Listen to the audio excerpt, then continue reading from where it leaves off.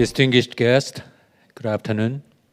I am Yeon, Vice Minister for Strategy and Intelligence at the Ministry of Foreign Affairs. It is a great pleasure to join you at the 21st JEJU Forum for this meaningful discussion on the Korean Peninsula under the theme, the lessons from 2018-2019 and the way forward. How to re-engage with the DPRK. First, I would like to express my sincere appreciation to our panelists for joining us today out of your extremely busy schedule. We are honored to have with us former U.S. Principal Deputy National Security Advisor, Mr. Alex WONG. Currently, he is a Global Chief Strategy Officer of Hanwha Group. And former Swedish Special Envoy for Korean Peninsula Ambassador, Kent Härstedt. And the former Second Deputy Director of National Security Officer, Ambassador Hyoung. Mr. Wong previously served as Deputy Special Representative for North Korea at the U.S. Department of State during the first Trump administration. He was closely involved in the preparation for both 2018 Singapore Summit and 2019 Hanoi Summit, playing a key role in U.S. DPRK negotiations.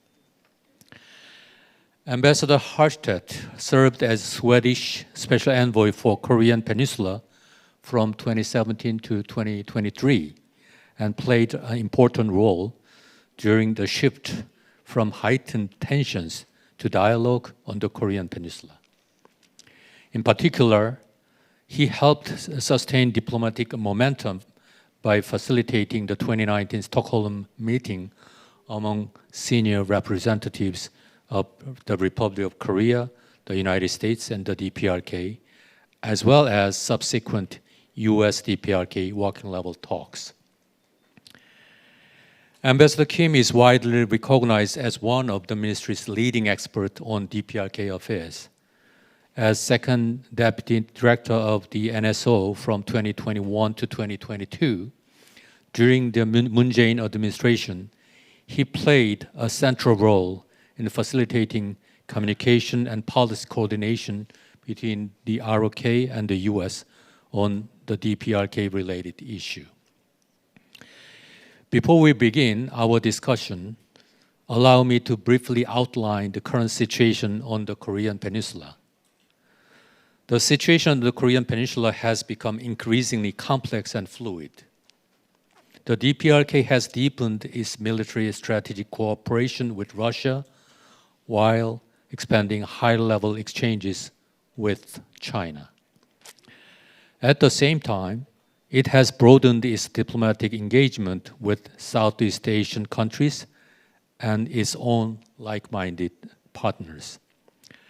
As we are well aware, developments on Korean Peninsula continues to feature in strategic discussions among major powers, including recent US-China and China-Russia summit meetings. Taken together, shifts in the DPRK relation with China and Russia, expanding diplomatic engagements, and evolving dynamics of competition and dialogue among major powers are making regional landscape increasingly complex. Against this backdrop, maintaining stability on Korean Peninsula and exploring pathways toward renewed engagement remain both timely and important tasks. With that in mind, today's session brings together with deep experiences and expertise on Korean Peninsula affairs. Through their perspectives, we will examine the current situation and discuss practical approaches that could help pave the way for dialogue in the future. Today, I would like to focus on our discussion on three key guiding questions. First, What are the major takeaways of the Singapore joint statement? One of the key outcomes of the 2018-19 period of engagement. Second, what lessons learned from that experience remain relevant today? Third, what conditions and efforts will be necessary to create an environment conducive to renewed dialogue? We will begin with opening remarks from each of our panelists, followed by a moderated discussion and a Q&A session with the audience. With that, I would like to invite our panelists to share their opening remarks. Let me first invite Mr. Alex Wong to make his opening remarks. Please.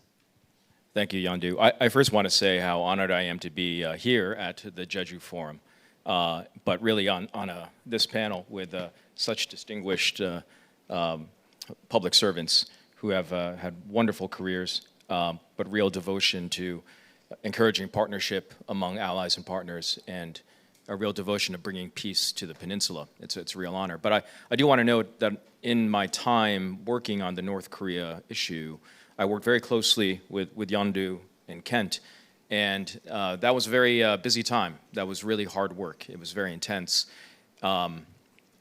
But what made it very enjoyable and very rewarding were many things, but chiefly among them was getting to know people like Kent, getting to know people like Yeon. So I'm honored to be here, again, with both of you. So I think to understand and to begin talking about the way forward and what may be upcoming and what may be possible in engagement with North Korea, I think it's important to understand North Korea's strategy, which really is born from its geography. When you look at North Korea, it is essentially an island between three powers with which it has fraught histories, but upon which its prosperity and its security are inevitably and inextricably linked. Russia, China, as well as the US-Korea alliance. So in this geographic position, the strategy for North Korea for decades has been to balance these powers, to extract benefits, to make sure that its interests are preserved. And what are those interests? Chief among them is survival of the regime. Number two is the development of political legitimacy and prestige for the Kim family and Juche philosophy. And number three, it is economic development. So it seeks to bolster these interests by balancing the three powers. And in that light, when you think about the nuclear program, when you think about engagement in negotiations, and when you think about, in particular, inter-Korean cooperation, those are all levers by which North Korea can meter up or meter down balance among the powers that surround it to bolster its core interests. So understanding that balancing strategy and understanding those interests and understanding the nuclear program and negotiations and inter-Korean cooperation as levers, what allies and partners, what the US and South Korea in particular must think about is, what is our strategy? Our strategy should be, and has been, to identify and encourage imbalances in the North Korean strategy that we can use to push them toward negotiations, to make negotiations and engagement an attractive lever for them to pull. And number two, to reposition the nuclear program not as a pathway to stability and benefits for North Korea, but that denuclearization is the more optimal, more positive pathway. Now, that's a very simple encapsulation of what our allied strategy should be, but it's much easier said than done. It is a difficult task. It has been difficult for decades. But to understand it and to flesh out what might be possible, let's look in particular at the lessons from the 2017 to 2020 period during the first Trump administration, where we did have engagement, where these imbalances did lead to some positive negotiation. We have to understand that period in light of the beginning of Kim Jong-un's period as the leader of North Korea. there was essentially a 5-year period from when he took power at the end of 2011 to 2017, when Kim Jong-un essentially created great strategic imbalance for North Korea. He did this for many reasons. Part of it is likely that he was a young, untested leader, needed to consolidate internal political control, but essentially he isolated North Korea through provocations, and not just against South Korea, and not just against the allies, but against China and Russia as well. He did not engage diplomatically, and it essentially resulted in 2017 with all the regional powers that surround North Korea being on the same page as far as viewing the North Korea as a nuclear threat, as unstable, as compromising the interests of the regional powers. And this really reached its height during the quote-unquote fire and fury period of 2017. There, the international community was maximally aligned on international sanctions, and there was a flurry of provocations in terms of missile launches from North Korea. And there really was a sense that the prospect of regional conflict was a real possibility. That's maximal imbalance for North Korea, and it created the conditions for negotiation to put those interests back in balance. Now, I've talked about conditions, but conditions don't give rise to changes in policy and changes in geopolitics. What gives rise to those changes is agency and leadership. And during that period, we had, I think, the fortune of having leaders that identified this imbalance and pursued negotiation. If you remember, in 2017, President Trump, as well as President Moon Jae-in, took power. And their elections to office were not preordained. In fact, they were surprises. I actually believe that if in the same conditions we had a President Park Geun-hye and we had a President Hillary Clinton, that engagement, at least not that form of engagement, would have occurred. So agency and leadership matters, and I do have to say, yes, Chairman Kim identified an opportunity here for engagement and showed leadership in engaging with President Trump as well as President Moon Jae-in. So the conditions were ripe in that period, and there was agency and leadership. So what does that say about today? Looking at the current geopolitical environment, the conditions are not there for negotiations currently. It's because North Korea feels that its strategic position is quite in balance. They have a strong relationship now with Moscow, where they are receiving economic and technological benefits. I think, importantly, they went through the COVID-19 period, essentially self-isolating, imposing the greatest sanctions anyone could impose on them, and they came out the other end, which heightens or basically taught Kim Jong-un and the regime that they can withstand sanctions, and their economic strength, their core economic resiliency was much stronger than they had perceived before. And third, the regional powers, China, Russia, US, there are other priorities right now. Russia is focused on its western flank. The US and China are engaged in a discussion this year about the way forward for their bilateral relationship. The US has priorities in the Western Hemisphere as well as Iran. Right now, the attention is not on the peninsula, so the conditions are not there. But what I will say is conditions can change very quickly. A year from now, what if there is a resolution in Ukraine where the relationship, which will test the relationship between Moscow and Pyongyang and how permanent that actually is? A year from now, we will have some outcome with China and the US in the summitry this year, and perhaps they find a modus vivendi going forward that allows them to turn their attention back to the peninsula. Perhaps greater and deeper trilateral security cooperation between Korea, the US, and Japan heightens a sense of security imbalance for Kim Jong-un. Perhaps there is an agreement with Iran that sets a precedent on nonproliferation that will turn attention back to the North Korean nuclear issue. Perhaps AI and AI transformation of the world economy will quickly accelerate, creating a deep economic gap between North Korea and the rest of the world that they feel they need to ameliorate through negotiations. All these things can happen, and they can happen quickly. But let me go back that if these conditions arise, it still requires leadership and agency. And right now we have a US president who does have a relationship with Kim Jong-un, who remains interested in engagement if the conditions are right. I believe we have a president in South Korea that is able and has the foresight to conduct that engagement if the conditions are right. And I do believe Kim Jong-un understands that he has a window of opportunity that will close when President Trump leaves office. And does he want to take advantage and use his own leadership when the conditions are right to engage again in negotiations? These are things that we should watch in the next year. I'll stop there.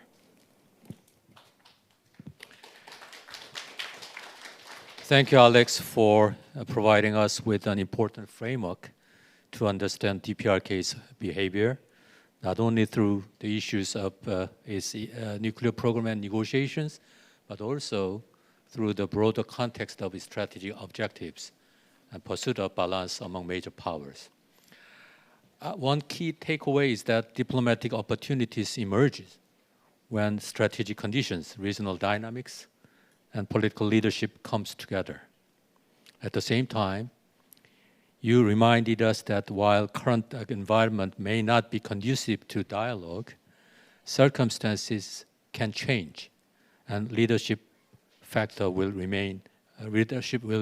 remain critical factor in shaping future possibilities. Thank you once again for sharing your valuable perspective with us. Let me now turn to Ambassador Kent Härstedt. Thank you very much, and I also want to just confirm the excellent cooperation we had during that period of time. But I want to go back to 2017 because I think what was the foundation of this period of engagement from our side? What was actually quite a substantial time of building up to that kind of environment as well. At least from mine and the Swedish side, I worked more than half a year just traveling around in all the capitals to build up certain kind of understanding of what we would like to do in this engagement. So Tokyo, Moscow, Washington, several times to Pyongyang, etc., to be able to build up a momentum and an understanding. And I think that kind of trust was unique for that period of time. When I think about that period of time of engagement, I usually say all the stars were in the right spot at the same time. So we had leaders in all the important capitals that either was pro-engagement, had an understanding of what was being trying to be done, or abstained from getting involved. That is also an important position sometimes, because if somebody gets involved which doesn't really play the same music, it can also disturb the orchestra. So it was actually a fantastic period of time, I must say. I had dinner with Steve Biegun just 3 days ago in Copenhagen, who was the US President's special representative and later Deputy Secretary of State. And I want to say that because I think there is a narrative going on that everything went sour after Hanoi. We are not of the same opinion. It continued with meeting in Panmunjom, and when it was continuing in Stockholm in October that year. Yes, those meetings were not conclusive, and there was disappointment, but we still felt there was momentum. And I must say that there's many reasons to be very disappointed by the rise of the pandemic, but we felt, and we many times say that when we meet, if not the pandemic would have come there in 2020, we would have felt that we would be able to continue that momentum. But of course, the pandemic came and struck us all, and we still try to do some efforts It was also change of government and etc. So that kind of window of opportunity was closing during that turn from 19 to 20. But then we have, of course, seen that DPRK came out with a new equation after the pandemic, and later on the Russia's full invasion on Ukraine, and then, of course, the new momentum between North Korea and Russia have played a very important role of what we see right now. So I have been working with North Korea for 30 years now, and I've seen these cycles before, and I think there's a lot of things that can be done when we are in situations like this. It's not like we can be passive because there is not contacts at this point. There's a lot of things that needs to be done because the window will open again. And it's not that nothing is happening either, which is important to say. And it's not right to say that the only game in town in Pyongyang is the one with Russia, because there's more things happening. I think we also sense, I'm coming from Europe, that maybe the war on Ukraine will not continue forever, and hopefully that war is about to come to an end. Maybe not tomorrow, maybe not next month, but within maybe a year or so. And then suddenly the equation will change quite dramatically again. And as Alex said, we have to be ready when that kind of change comes, because the situation here is based upon certain present situations that will dramatically change if that war will come to an end. I will in my later intervention speak a little bit of what I think is needed to be done now and to be able to create momentum for what's to come.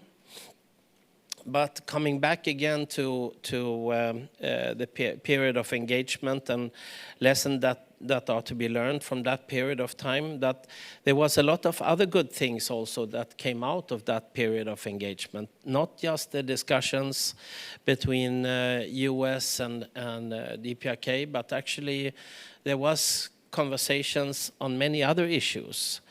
And also the summit season with all the different summits, I think it's building up the institutional memory on the North Korean side, which is a very valuable process that will be valuable far into the future. So I'm always the one who looks at opportunities and that there is reason to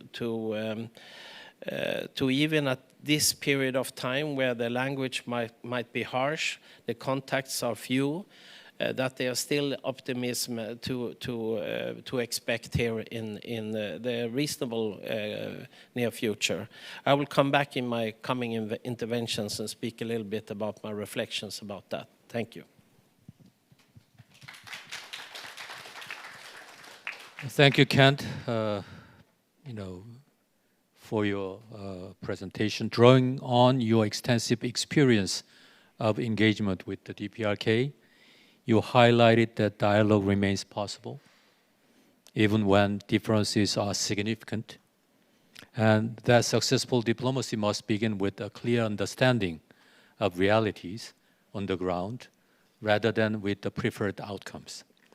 You also reminded us that the experience of 2018-2019 demonstrated how political will can create new opportunities for engagement, while underscoring the challenges involved in sustaining such momentum over time. Thank you for sharing these valuable insights. Finally, we will hear from Ambassador Kim Hyung-jin. Thank you very much. It is a great honor and privilege to participate in the Korean Peninsula session at the JEJU Forum. Let me start with what kind of lessons we can learn from the summit meeting between President Trump and North Korean leader in Singapore in 2018, and what we should do. Number one is inflection point can come suddenly. Up until the end of 2017, North Korea kept provocative actions, including nuclear weapon tests and various missile launches.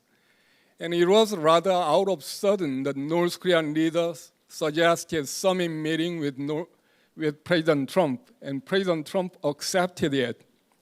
Number two lesson can be top-down approach, top-down negotiation can be effective with North Korea.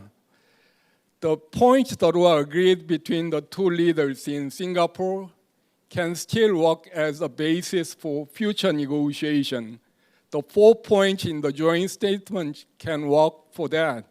Number one is the new relationship, establishment of new relationship between United States and North Korea.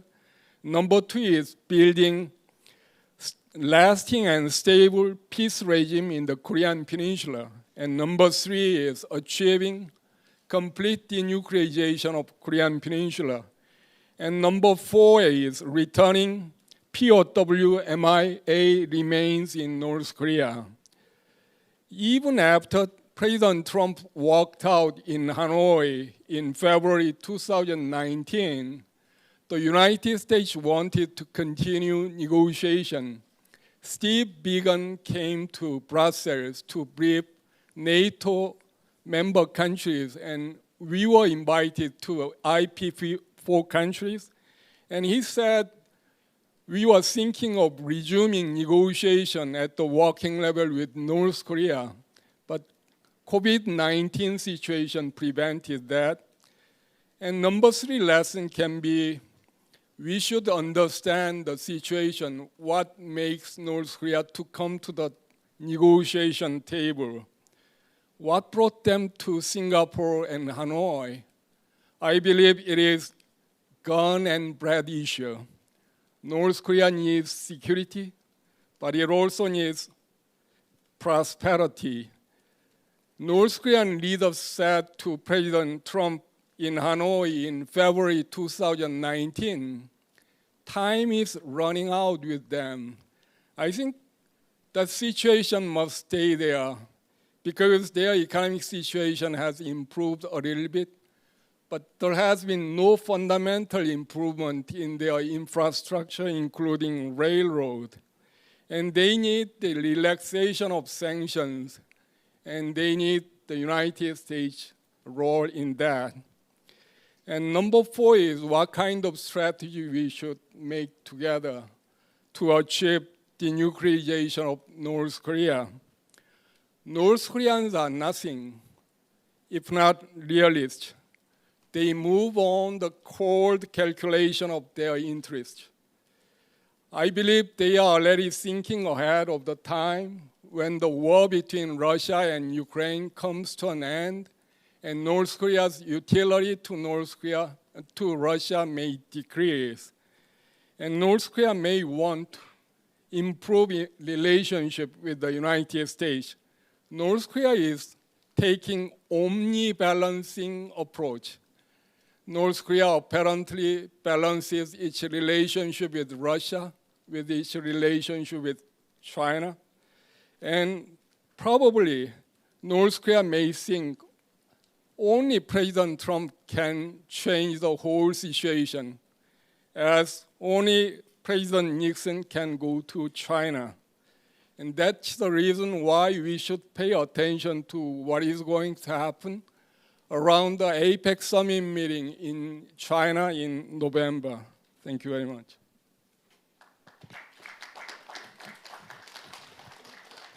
Thank you, Ambassador Kim, for providing us comprehensive assessment of the background and your thoughts, what happened during 2017-2019.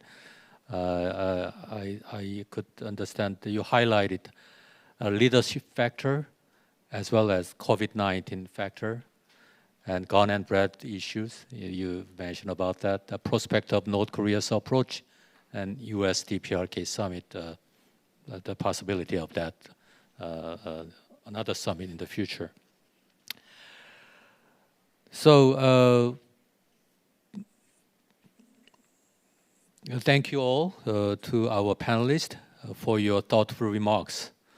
Drawing together the ideas and challenges raised in your presentation, I'd like to open a more in-depth discussion on the issues before us. To begin our discussion, I would like to pose a common question to all of our panelists. This common question is, what do you see as the most significant achievements and limitations of the US DPRK diplomacy in 2018 to 2019? Given that the DPRK now possesses more advanced nuclear and missile capabilities and enjoys greater diplomatic room for maneuver, which elements of the Singapore joint statements remain relevant today? Conversely, which aspects require a different approach under current circumstances? I think, Alex, you first. Okay, great. Well, look, I think the Singapore joint statement in itself is a key achievement of the diplomacy during that period. The key feature of the joint statement is that it is the first leader-level agreement on denuclearization reached between the United States and North Korea. And a leader-level statement, cross-diplomacy is important, but in particular with North Korea, where Kim Jong-un wields maximal power and maximal authority.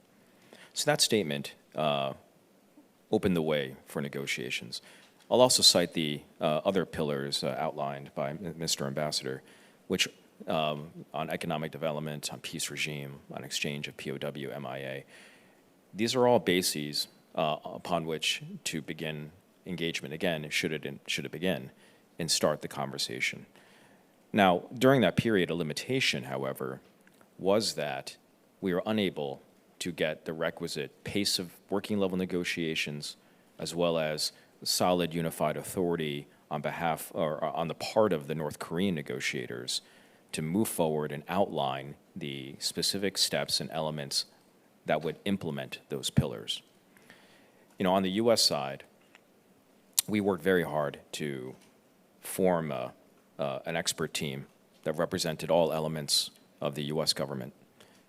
We stayed very aligned with President Trump, having his authority on our steps and our negotiations with North Korea.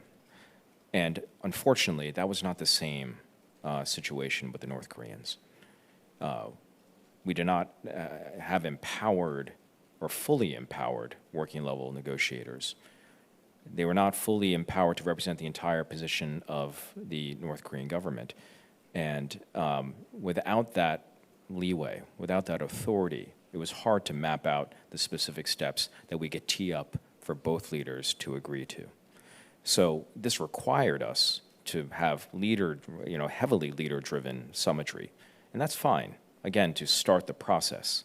But I think if this begins again, we have to work very hard at developing that working level empowerment on the part of the North Koreans if we are to work out the issues that will result in more productive summits. Thank you, Alex. You mentioned about the achievement and limitations, mainly the leader-driven approaches has some limitations on the working level people's follow-up consultations. So, Kent, you have any response? Hello? Yes. So this time I will try to stick to what I've written here, so I will not miss it. So first I want to say that that period of time of engagement took bravery of President Trump to actually make those measures and take those steps. But we tend to forget that also Chairman Kim Jong-un had to show that kind of bravery in his system. I traveled extensively during that period I have traveled to North Korea now 30 years, and I could see the dramatic changes in the North Korean society during that period of time. And I think that's quite important to have in mind, because since many do not have that kind of contact with the North Korean side, maybe you cannot sense the kind of changes that took place on their side. The posters was taken down, the propaganda was changing, etc., etc. So it was a quite fundamental change on the North Korean side during this period of time. Having that said, we also have to understand that when that went sour and didn't come into conclusion in the end, it will be hard to come back to that again. It will not be that easy to come back to that situation again, because it's two totally different contexts for President Trump or in this situation. We also have to think about the way they might mirror themselves in ongoing wars. The war on Ukraine, the war in the Gulf, and what kind of conclusions they are making concerning whether there would be nuclear weapons or not in the equation, and whether that would be a deterrent for Ukraine if they would have nuclear weapons. Would there actually be an invasion from the Russian side or not? So many of these things plays into the equation and the thinking. I continue to have good relation with North Korea till today, because I haven't had that other role that some other have, but I have had the engagement role and continue to keep it on that level. Today, North Korea have updated its strategic posture. So there's a few things that dramatically have changed. They've changed politically, militarily, and economically. And the leverage we had during that period of time have changed. They are no longer looking for recognition of their nuclear status. They consider that question settled. It's a done deal already. They don't look for our recognition. Its economic resilience have increased, supported by deeper ties with China and new strategic relationship with Russia. And the incentives and the risk calculus have changed accordingly. So that raises some important questions for us all, including for South Korea. If the North Korea, DPRK, have adjusted its assumptions, is it not time for others to do the same? So I have been invited to give some advice. Normally you do not do that, but I have been invited to do that. So maybe some questions needs to be asked here in South Korea also of how to make it more possible for this dialogue. For Seoul, this includes difficult but maybe necessary questions about the long-standing ambitions of reunification. North Korea have changed its calculation. It consider this a non-issue. So I know this is a sensitive issue here in the country. There's many different opinions about this. But maybe it's more constructive to focus on managing relations between two neighboring states with different systems, rather than pursuing a unification that no longer aligns with the realities. Because this is not an issue that North Korea is interested to have a dialogue about. They have closed the door and there will be no discussions about it. So that also means that if South Korea would like to be in a good position to have that dialogue about important matters, maybe the institutional architecture here in South Korea maybe also need to be reflected on. And now I know I'm saying something that may upset some, but I have had excellent relations with both Ministry of Foreign Affairs for many, many years and Ministry of Unification for many, many years. Worked extremely well, and the energy which they have worked, and I worked on during different governments here, and it's always been a pleasure, and it's worked very well. But the question is whether what a Ministry of Unification can do when they have a counterpart on the other side who do not want to have that kind of conversation. So the question if there should be instead a Ministry of Neighborly Relations, trying to work on good neighborly relations between two neighboring states, build security, build communication, minimize risk for misunderstandings, or any other way it could be reinvented here on the South Korean side. Because if the other side have changed this posture, you cannot have an institutional structure that is counter to that. That doesn't mean that South Korea needs to adjust to the other side. It means just to update it to a modern standard that could be working for creating your long-term objective. And we should be reminded, East and West Germany was two different countries. Later they became one country. Nothing is impossible in the long term if that is the dream and the vision of the people who live there. But maybe this is not the institutional structure that exactly works today if you want to position yourself to have dialogue. Thank you. Thank you, Kent, for your frank and insightful thoughts on this question. You mentioned that you are the one of the frequent visitor to Pyongyang, right? For almost 30 continuous years. I think if time is ripe, you will be again invited by the North Korea to visit Pyongyang. I hope that that time comes as soon as possible. You mentioned about dramatic changes during that time period, fundamental changes of the inside Pyongyang, but you said it is hard to come back to that period again at the moment. But so you also mentioned about the managing relations rather than pursuing unification. So you suggested institutional structural change in Korean society. So thank you for your inputs. Now, our final panelist, Hyung Kim. I'd like to say 3 points concerning Vice Foreign Minister Jeong's questions. Number one is the consultations and negotiations at the top level means a lot. I think in that sense, it was very fortunate that President Lee Jae-myung and President Trump sat side by side at the dinner at G7 meeting in France.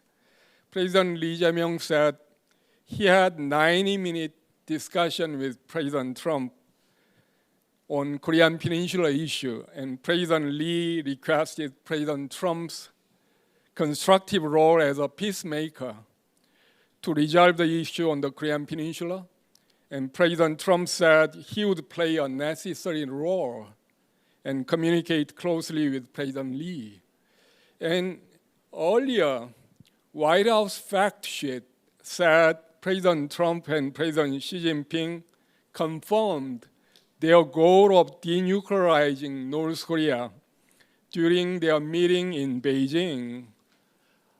And the Chinese Foreign Ministry did not deny it, stating only that China has consistently expressed its position of pursuing a peaceful resolution through dialogue and negotiation.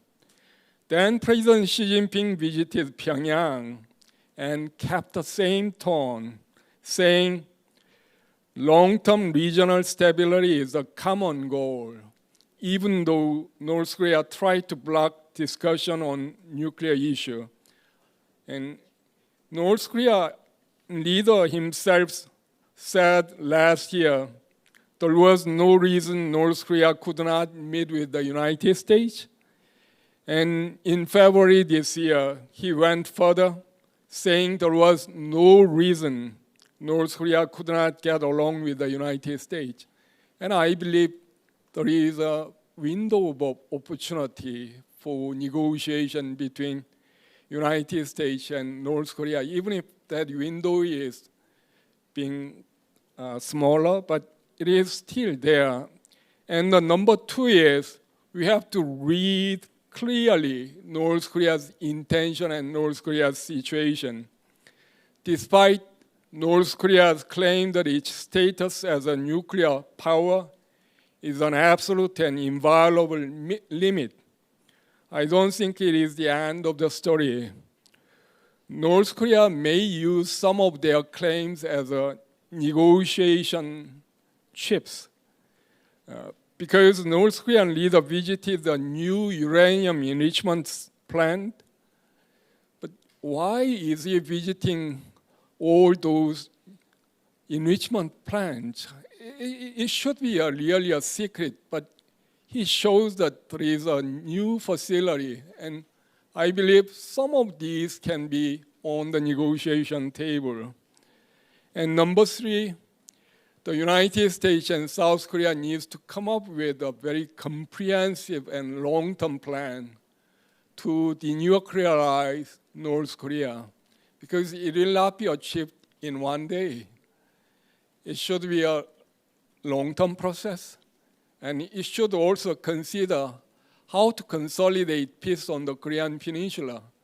I believe in that sense, President Lee Jae-myung's three-step plan, freeze, reduction, and complete denuclearization makes sense. What we need to do between United States and South Korea is to come up with really elaborate strategy so that North Korea can come forward to the negotiation table and comply with this plan. Thank you. Thank you, Ambassador Hyung-jin Kim, for your very thoughtful answer. Thank you for mentioning Korean government's phased approach for dealing with North Korean nuclear issue.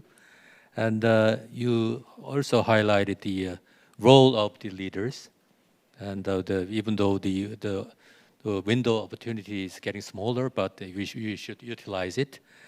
And you mentioned about the situation faced on the current situation that North Korea faces. And ROK-US comprehensive long-term plan should be well planned. You mentioned about that. Thank you so much. Thank you all the panelists for your valuable insight. I would like to turn to a question for each of our panelists. Mr. Alex, you first. Let me ask you, you have consistently cautioned against approaches that could be interpreted as recognizing the North Korea as a de facto nuclear weapon state. Yet there is a growing debate about whether arms control and risk reduction measures should receive greater attention alongside denuclearization. In your view, should the complete denuclearization of Korean Peninsula remain the ultimate objective of negotiations, or does the current environment call for a different strategic approach? Please.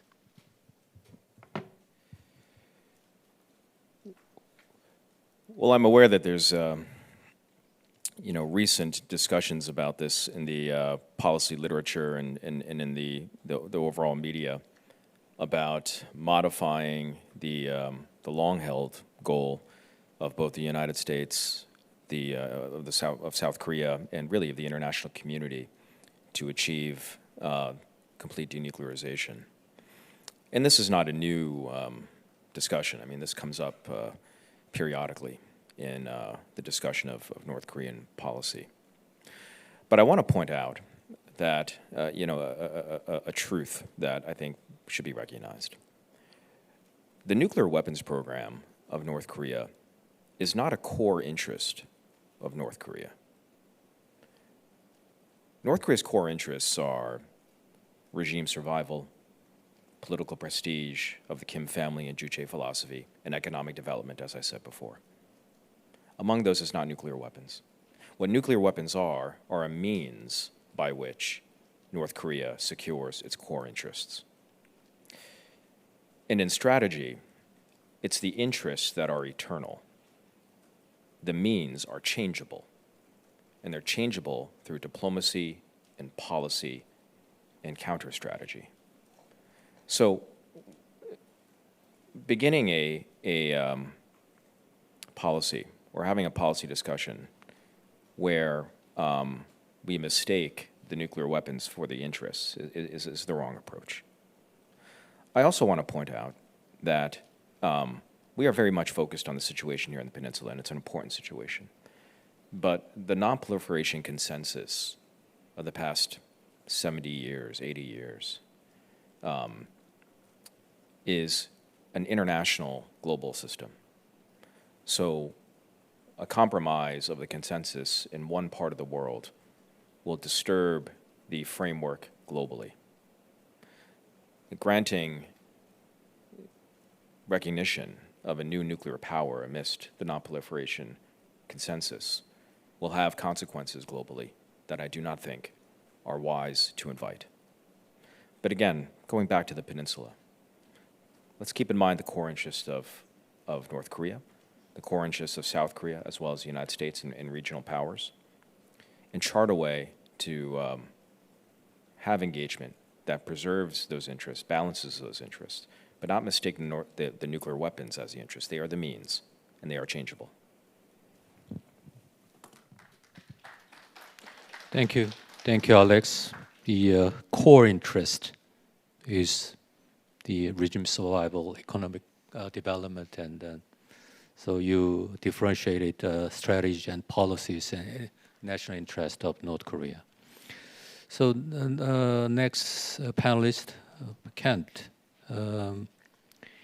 You have consistently emphasized the important role of third-party actors, such as Sweden, in easing tensions and building confidence on the Korean Peninsula.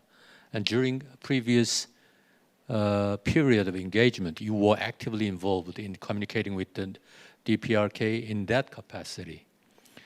Today, however, the international environment has become much more polarized and increasingly divided into competing blocs, raising concerns that space for third-party mediation is shrinking.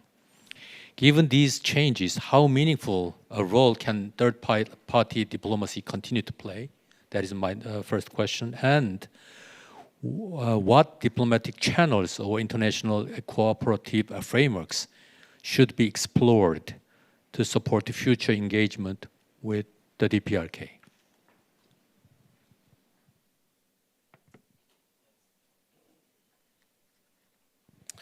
That's the big question. Very complicated. So definitely the situation is much different than the 17 to 20. Today we have a situation where interests of North Korea is at war. So they're very close to Russia, they are close with Iran, and of course that plays a role. It plays a role in the whole equation of engagement. When are they going to engage and with who? And would we have a Russia that encourages North Korea to have a dialogue with the United States at this point? Would China support it or not? I mean, this is very complicated. So the role of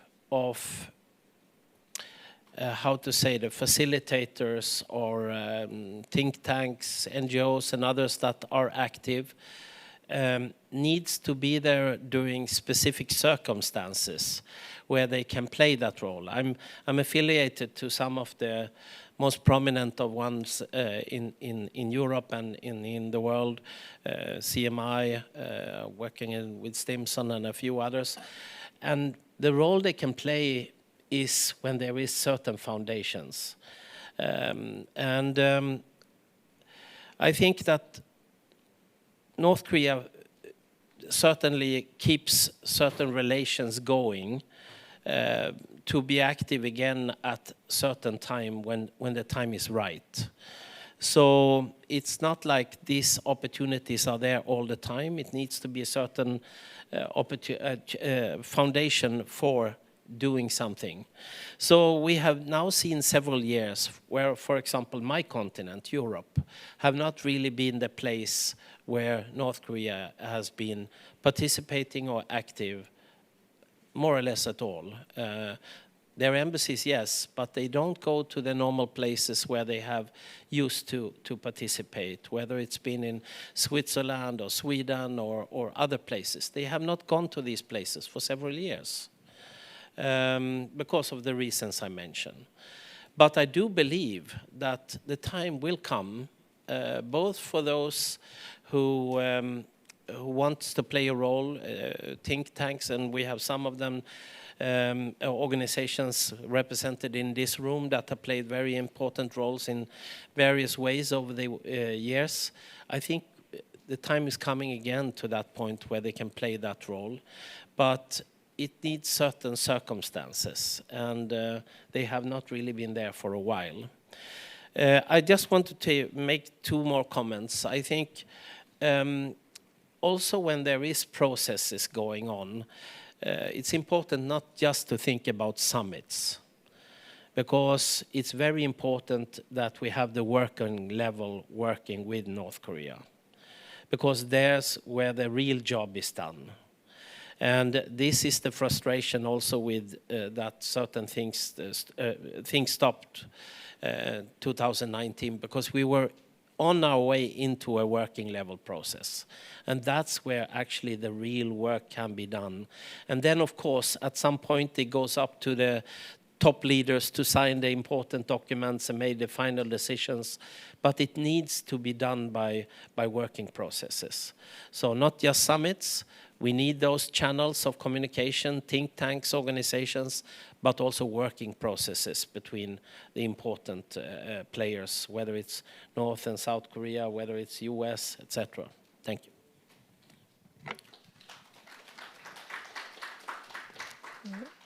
Thank you, Kent. You highlight the important role of the mediator or think tanks. You know, the time will come that entity will play some role in the future. But then you also mentioned, as Alex mentioned, the working level consultation, the role of working level people is also important to have a follow-up on the agreements that the leaders has reached. To Ambassador Kim, President, I have a question to you. President Trump has continued to highlight his personal relationship with Kim Jong-un, suggesting the possibility of renewed US DPRK engagement. Having spent many years managing ROK-US relations at the Ministry of Foreign Affairs and closely observing shifts in Washington's approach toward DPRK, how should the Korean government, ROK government, contribute if US DPRK talks resume? That is number one. In particular, what diplomatic role do you expect ROK to play as a pacemaker in coordination with the US as a peacemaker? Thank you for the excellent question. I'd like to mention 3 points where Korea and the United States can cooperate with each other. Number one is how to kickstart negotiation with North Korea. It is very hard to break the inertia of not having any meetings or negotiations with North Korea. But President Trump's overture to North Korean leader can be helpful. and perhaps the two countries can get the help of China. I noticed the catchword between China and the United States after President Trump visited Beijing was constructive relationship of strategic stability. North Korea's continuing to develop nuclear weapons does not help strategic stability. And there is certainly some room for China to persuade North Korea to come to the negotiation table with the United States. Number two is, as I mentioned, we need an elaborate plan, strategy to achieve denuclearization of North Korea based on the correct assessment of North Korea's situation. What its domestic economic situation is like, what its leadership formation is like, and what it means that they changed the high-level officials in their government. And what about the cooperation among the three countries of North Korea, China, and Russia? Is it really happening or not? Because North Korean leader said in September 2023 when he visited Russia, still the first priority for North Korea is the relationship with Russia.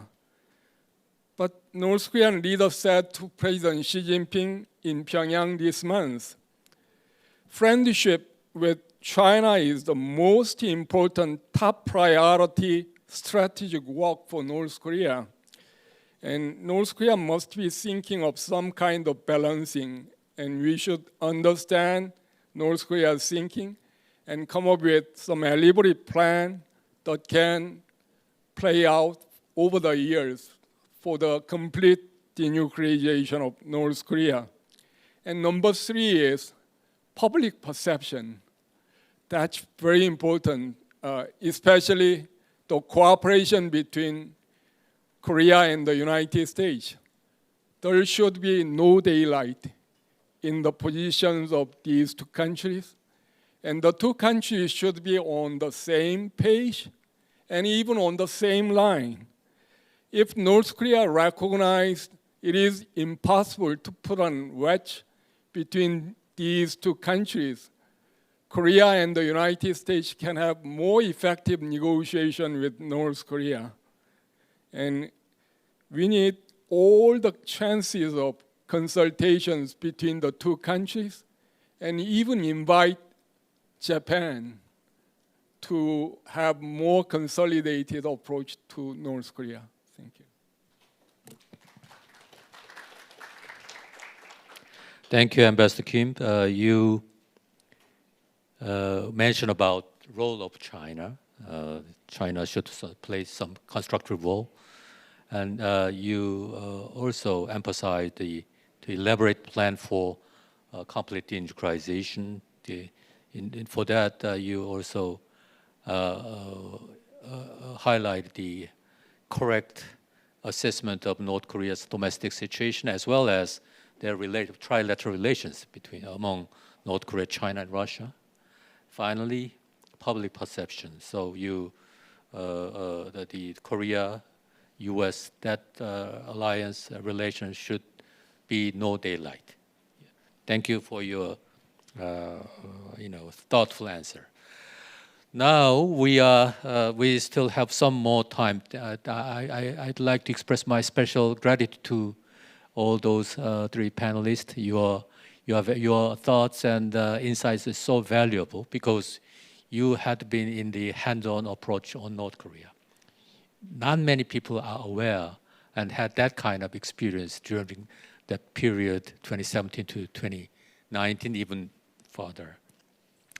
We will now open the floor for questions from the audience. If you have questions, please raise your hand. I spot several audience over there. Before asking your question, please introduce yourself briefly with your name and affiliation. And then we kindly ask the question be kept brief, and please point who is your question goes. With that, let us begin. Ambassador of Poland. Thank you so much. Firstly, congratulations to the panel. Well done, gentlemen. I would like to echo the comments by the Swedish ambassador of Poland, by the way, to Seoul. Ambassador Härstedt, about the contribution from third countries. Actually, the window of opportunity is kept ajar thanks to, among others, engagement of European countries in Pyongyang. So after COVID, some of European countries re-established their diplomatic presence there. The Swedish colleagues are there, the Czech colleagues are there, the Bulgarian colleagues are there, Poland is also there. But and again, this is I think quite important, it wouldn't be possible if the North Koreans didn't let us in. So this is something that we should keep in mind. We cannot just say that we're re-establishing our presence. It took us some effort to actually be there, which brings me to actually reinforcing what you have been saying about them having some stake in dialogue. It's not that there is absolutely no space for dialogue and the conditions are absolutely inconducive. They are conducive, but we had to be ahead of the game. So the working level effort that you gentlemen mentioned is actually ongoing. And the less we hear about it, probably the better. So there was no question here, just a comment. Thank you very much. Thank you, Ambassador. The next question, lady. Hi, my name is Christine On, and I am the founder of Women Cross DMZ. Hi, Alex. I have sort of like, it's 3 questions. The first is about obstacles, and I'm very hopeful that you seem to be hopeful that there could be an opening. But there were 2 obstacles from the last round, and I'm curious how you would address them if there was a second round. And the first is the obstacles within the administration, and I could just say John Bolton. The second is the opposition parties. When you come back with a deal, the immense opposition from the opposition parties. But the third is the catalyst, which is the kind of political will that is needed to support the advancement of a peace deal. And in 2017, President Trump instituted the ban on Americans traveling to the DPRK, the only country that Americans are banned from. And so you're missing a huge opportunity of people-to-people, faith-based groups, humanitarian aid groups, POW missions for MIA returns. I mean, there's so much that when there isn't a bilateral relationship, what huge opportunities are you missing by not allowing people-to-people engagement? Sorry, that was, I know you're not in the administration anymore, but. Well, Christine, good to see you, and Thank you. thanks for your questions. I actually, your last question, I think, is connected to what the ambassador said, in that, engagement and negotiation with North Korea, it won't begin, and it doesn't begin just at the official, summit or the official, working level meeting. There's a big pathway to that, and because of the lack of frontline representation, official diplomatic relations between the U.S., and I'll speak for the U.S. and North Korea, it is necessary to have those informal channels, the channels through partners and allies that are mutually trusted by both sides, to build up trust, to pass messages, to lay groundwork, to be a release valve when there are tensions, and there will always be tensions in official negotiations.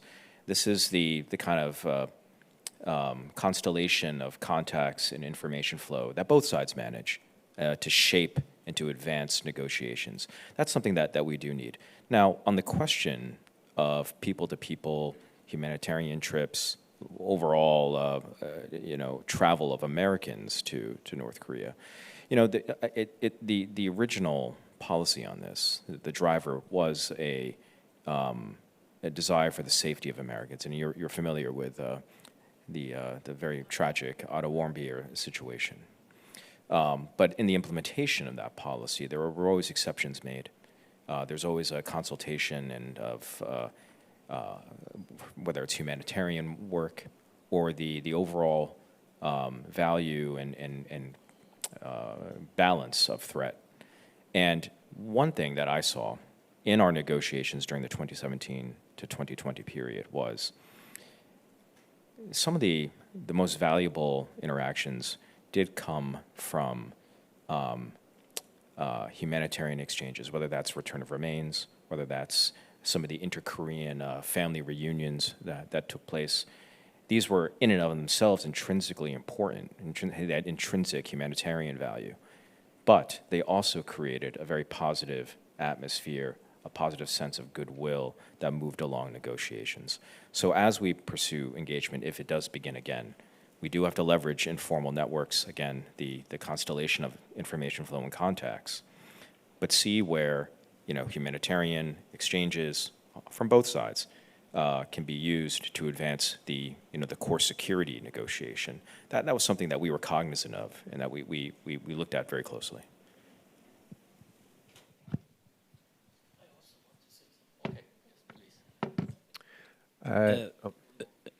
Thank you, Ambassador, for this remark. I definitely recognize the role of the bilateral relations for the embassies in Pyongyang. They play a very important role.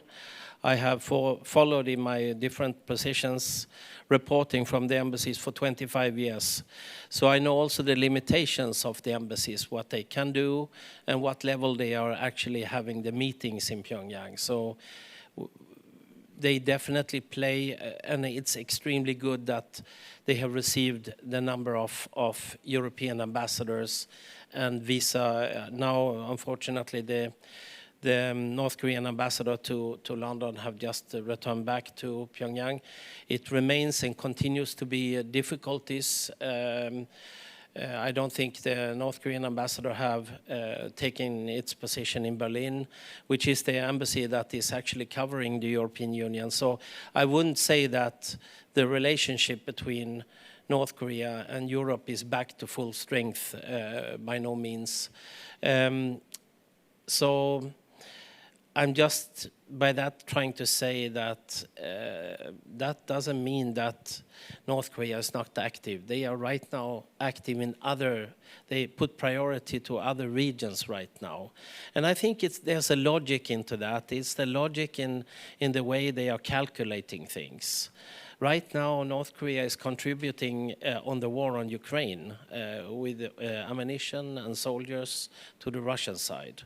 And many European countries are supporting Ukraine on the other side. So this make a logic, I think, on their side that there's not much to gain of that kind of relationships. They want to keep the relationships, but there's not much to get out of that. If you go down to Southeast Asia, where I am active at National University of Singapore, in Southeast Asia, they would find that many countries are kind of neutral to the war on Ukraine. So there's another foundation and another calculation. So right now there's an intense relationship between, and that's also because of the party relationship to Vietnam, for example. That has intensified. So I'm just trying to make the case that while they might right now have a slow burner on some places, they are not passive. They are maybe active in other places. So that's my point. But the bilateral embassies between Europe and North Korea, very important to have in place. Because at some point this will change again, and those are very, very important. Have been, continue to be very important. Thank you. Yeah, I'd like to briefly echo Ambassador Härstedt's position. When I was working in Brussels, I really appreciated the EU's cooperation with South Korea for North Korean issues. Whichever government is in Seoul, the European Union tried to help South Korean government in resolving North Korean issues. They have critical engagement policy toward North Korea, and depending on Seoul's government, they sometimes emphasize critical path, sometimes emphasize engagement part, but because they have direct contact through their embassy in Pyongyang in each capital, they had direct information, and we really appreciate that. Thank you. Any other question? Okay. Question maybe to Mr. Wong or Mr. Härstedt, especially with the impasse we have right now. Sorry, Chado Carroll from NK News. With the impasse we have right now, do you think there's any form of concession that the US might be able to offer DPRK, perhaps irreversible in nature, that could help kickstart negotiations? Something that shows that there's like a good faith effort beyond saying we're open for talks with no conditions, but actually something perhaps that, I don't know, just spitballing, but diplomatic recognition of the DPRK, which the US has never offered. Something like that just to get the ball rolling and show to Kim Jong-un things are different, it's worth engaging at this time. Thank you.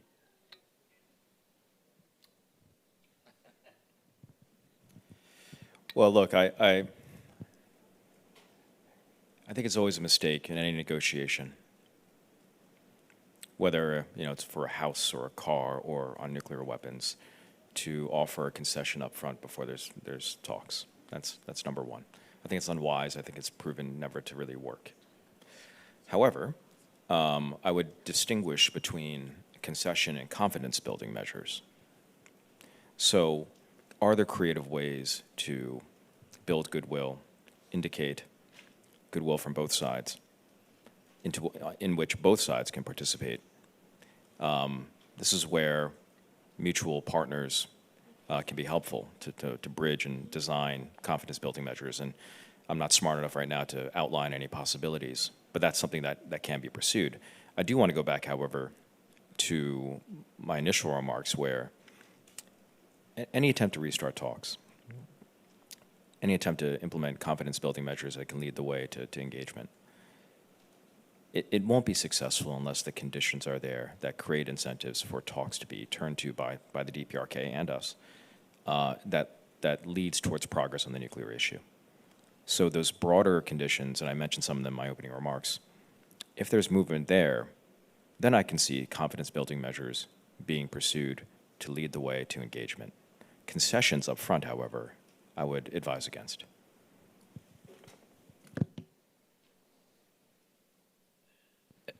I've already given some advice to one country. I don't dare to do two in a day, I think, what the US should do. But I think the question is very relevant because I think to be able to, so I think the question is to the point. Some kind of gesture is needed to get it going, I think. We actually had a lunch conversation today, just before this, and that is one of the questions. We didn't have the answer to it, but we talked in that kind of terms. What is needed? What kind of gesture is needed to make it going? And I, through my own advice to this country before, that could be also that kind of gesture, sending a signal. We understand that you changed posture. We are also changing our posture out of our self-interest here to make certain things possible. So I think that kind of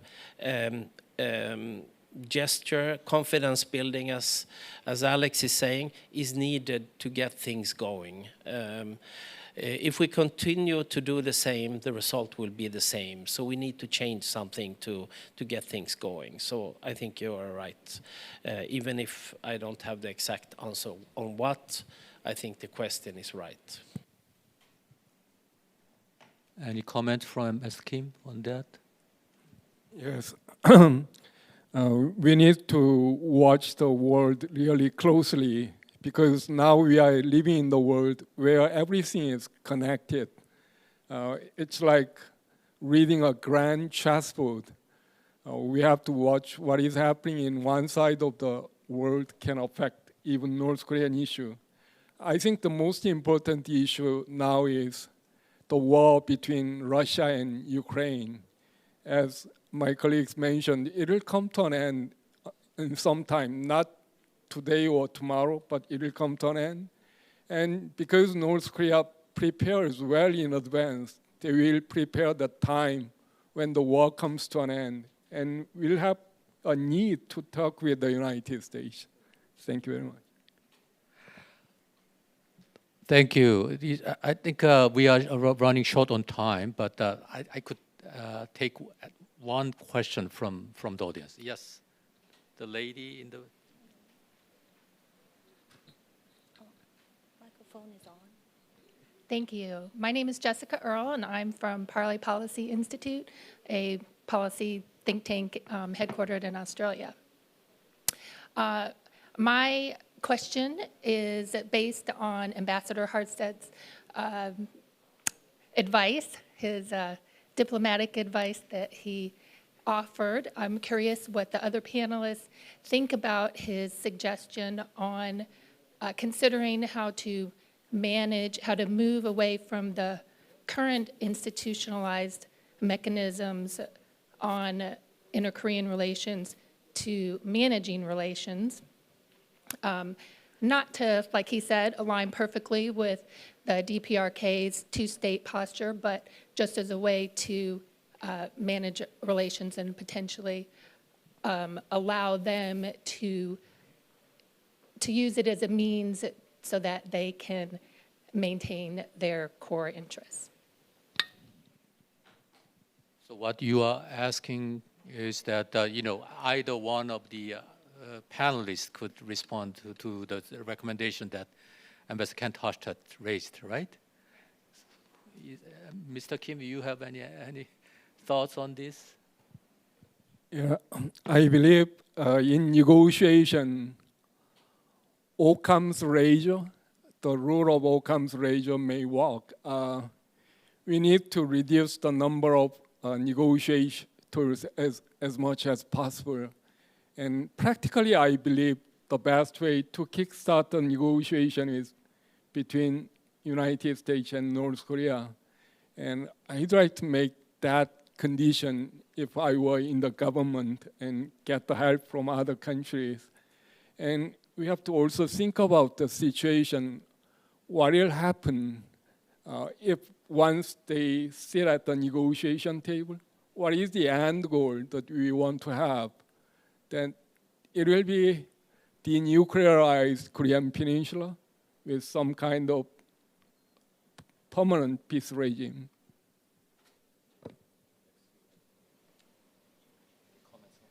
I don't really have a comment because I haven't studied the issue, but given that you're from a think tank, it would be wonderful if it was analyzed and published, and we could all consider.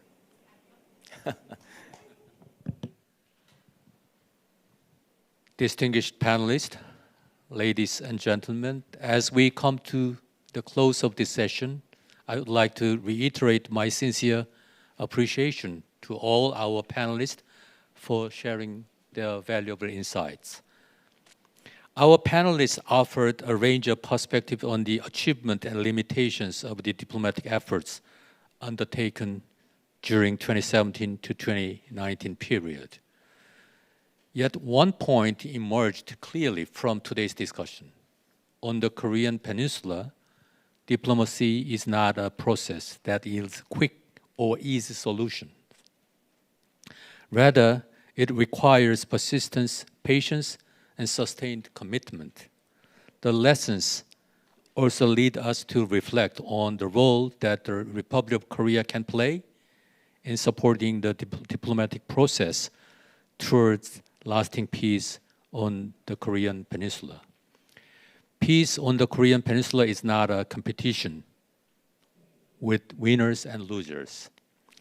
It is a finish line that all parties must reach together. Peace and stability on the peninsula are not the interest of any one country alone. They are shared achievement that benefits the region and the international community as a whole. The Republic of Korea will continue its efforts to ensure that the momentum for dialogue is not lost, to help create the condition for negotiation to resume when the opportunity arises, and to contribute peace and stability on the Korean Peninsula. Once again, I would like to thank our distinguished panelists for their thoughtful contributions and all participants for joining us today. Thank you so much.